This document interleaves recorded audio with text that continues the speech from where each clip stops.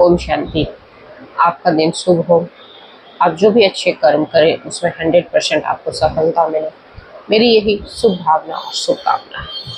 आज इस वीडियो में हम बात करेंगे परीक्षाओं की।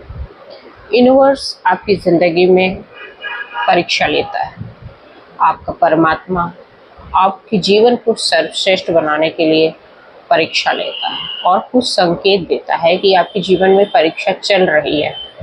आप उन संकेतों को कैसे पहचानेंगे कि आपके जीवन जो एक नए आयाम पे पहुंचने वाला है, जो आपने दृढ़ शक्ति की है, किसी इच्छा शक्ति जो आपके अंदर जागृत हुई है किसी चीज़ की पाने के लिए, और यूनिवर्स उसके लिए एक एग्ज़ाम ले रहा है, आपका टेस्ट कर रहा है कि आपकी जो दृढ़ शक्ति है, आपकी जो इच्छा शक्ति है, आपका जो माइंड सेट है वो कितना स्ट्रांग है, क्या आपने लक्ष्य पे पहुंचने के लिए तैयार हो आप। तो इन सभी जो मतलब जो भी आपने दृढ़ शक्ति करी है उन सब का यूनिवर्स एक एग्ज़ाम लेता है। आपका परमात्मा आपको खरा उतारने के लिए कुछ आयामों से आपको गुजारता है और आप उसमें कितने खरे उतरते हो यूनिवर्स आपको चेक करता है, फिर आपको आगे की ओर बढ़ाता है। देखिए, जब हम मतलब छोटे से लेकर बड़े तक, ग्रेजुएशन तक बहुत एग्ज़ाम्स देते हैं, है ना। एक क्लास से दूसरे क्लास में जाने के लिए अक्सर एग्ज़ाम देते हैं। उसमें प्रॉपर हमें सिलेबस पता होता है, प्रॉपर हमारा डेट शीट आया हुआ होता है, उसके हिसाब से हम तैयारी कर लेते हैं। लेकिन उस तैयारी के बावजूद हर व्यक्ति अलग अलग परसेंटेज एग्ज़ाम में लाता है। कोई 35%, 45%, 55%, 60%, 75% और कोई टॉपर होता है। सबका मार्क्स एक जैसा नहीं होता है।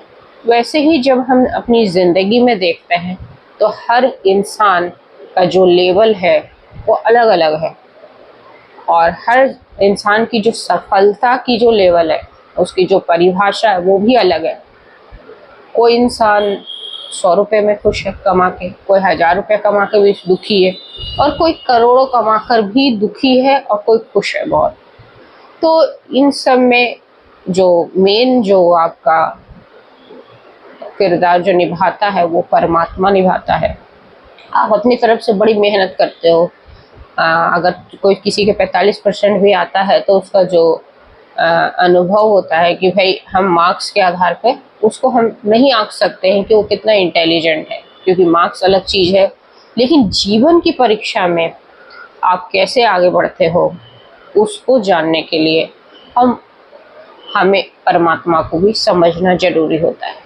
देखिए, आप जीवन में काम करते हो अपने, लेकिन आप ध्यान साधना करते हो, आप कोई दृढ़ संकल्प करते हो। मान लो कोई आप अपने व्यवहार को पाने के लिए, आप मान लो आपका व्यवहार उत्तम है ना, आप कहते हो कि मेरा व्यवहार सबसे उत्तम है, मैं किसी के साथ भी झगड़ा नहीं करता। उसी समय परमात्मा आपका एग्ज़ाम लेना शुरू कर देगा।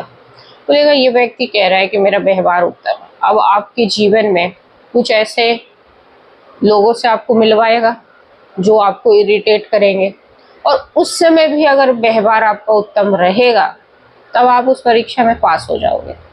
इसके पीछे एक प्यारी सी स्टोरी भी है। एक महात्मा जो बड़ी लंबी तपस्या हिमालय पे करके लौट रहा है, उसको लग रहा है कि उसका बहुत सहनशील हो गया है और उसका आत्मा एक शांत स्वरूप आत्मा है।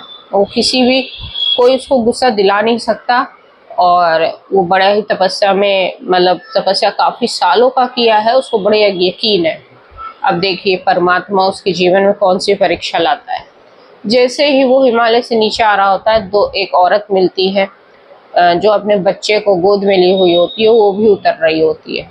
महात्मा से कहती है कि महात्मा आप आ रहे हो, प्लीज़ एक हेल्प कर दो, मेरी मदद कर दो। मेरा नीचे उतरते ही मेरे जो गांव में पहला घर है, मेरे पास देखो बहुत सारा सामान भी है, मैं इस बच्चे को ले जाने में असमर्थ हूँ, तो आप मेरे बच्चे को मेरे घर तक पहुँचा देना, बाकी मैं सामान लेके उतर रही हूँ। महात्मा कहता है हाँ ठीक है, मैं वैसे भी शांत स्वरूप आत्मा हूँ और ये बच्चे को बहुत मामूली छोटा सा काम है, मैं जरूर करूँगा, क्योंकि ईश्वर ने भी कोई भी बंदा ईश्वर के रूप में हो सकता है। महात्मा ने ये सोचा और बच्चे को लेके नीचे उतरे। अब महात्मा का ध्यान लगाने का टाइम हो गया। महात्मा ने बच्चे को बोला इस जो चट्टान सी है उस पर बैठे रहना, और यहाँ से हिलना नहीं। बच्चा बड़ा चंचल था, उसका बच्चेपन का मन देखो चंचल ही होता है। बच्चा वहां से उठकर दूसरी पहाड़ी पे जाने की कोशिश करता है। बाबा जी जो है महात्मा, वो ध्यान लगा रहे हैं, लेकिन ध्यान उनका लग नहीं रहा है।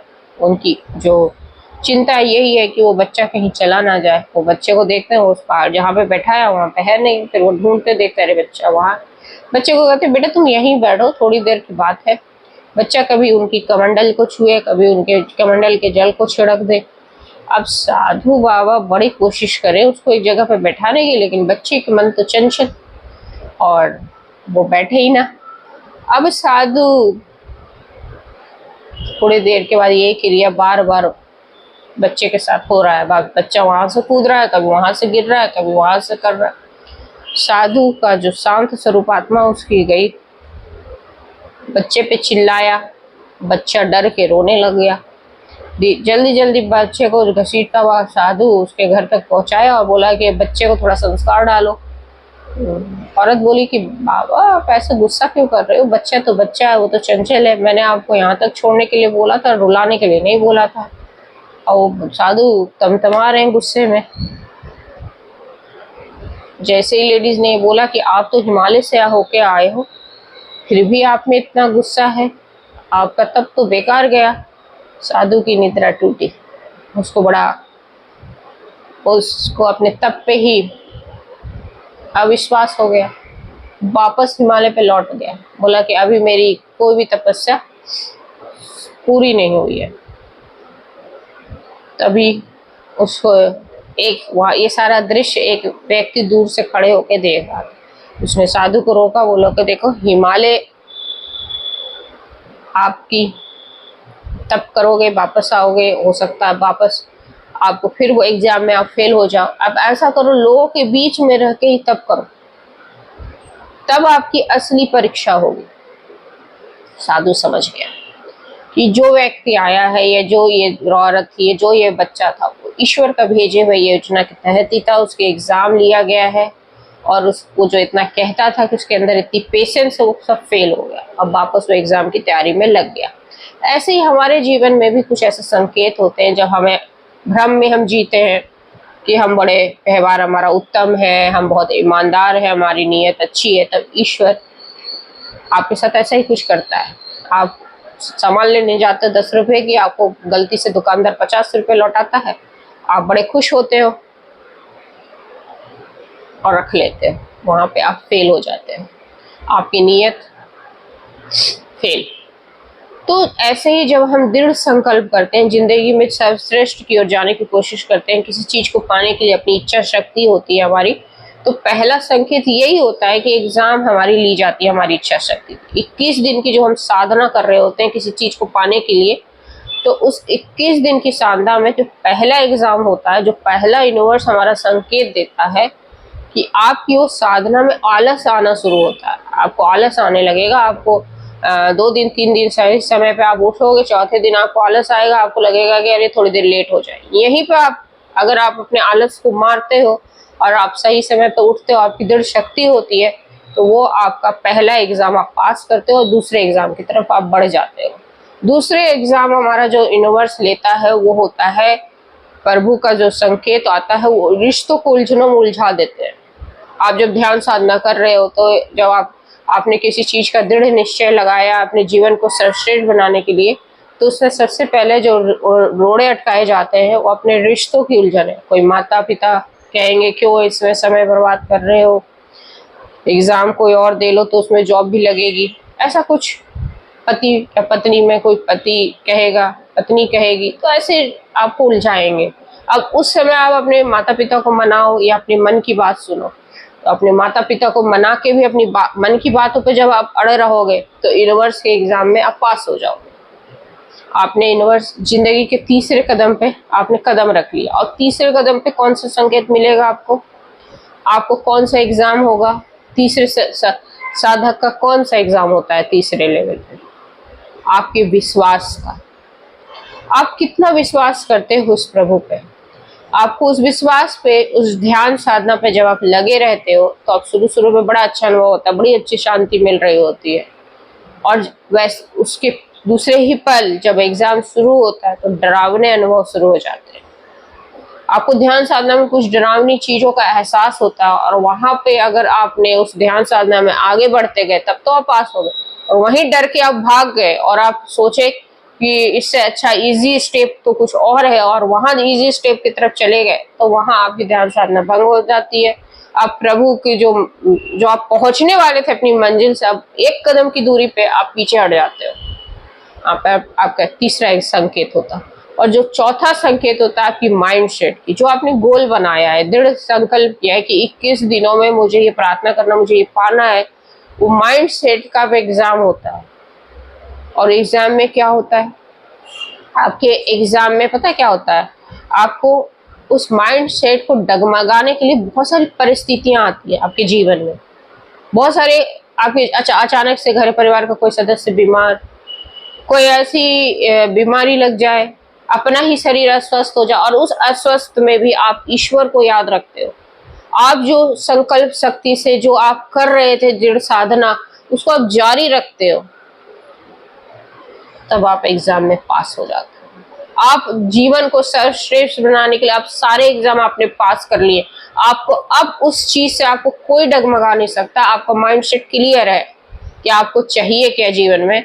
वहां आपका आत्मा का अब नेक्स्ट जो आपका ज्योति आपके अंदर जगने लगती है और आप अब एक स्पिरिचुअल वर्ल्ड में कदम रख चुके हो। अब आपकी जिंदगी बदलने वाली है क्योंकि अब ईश्वर का साथ आपके साथ रहेगा।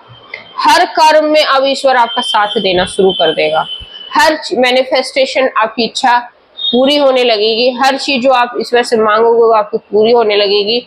आपने घर बोला आप घर मिल जाएगा, आपने पैसा बोला जॉब बोला शुरू हो जाएगा। अब ये चमत्कार आपके जीवन में शुरू हो जाएगा। और वो ये सारे एग्जाम में बड़ी आसानी से मैंने बता दिया कि 21 दिनों में किसी की जीवन ही निकल जाती है इन सारी चीजों को पास करने में, क्योंकि हम बार बार फेल होते हैं, बार बार फेल होते हैं।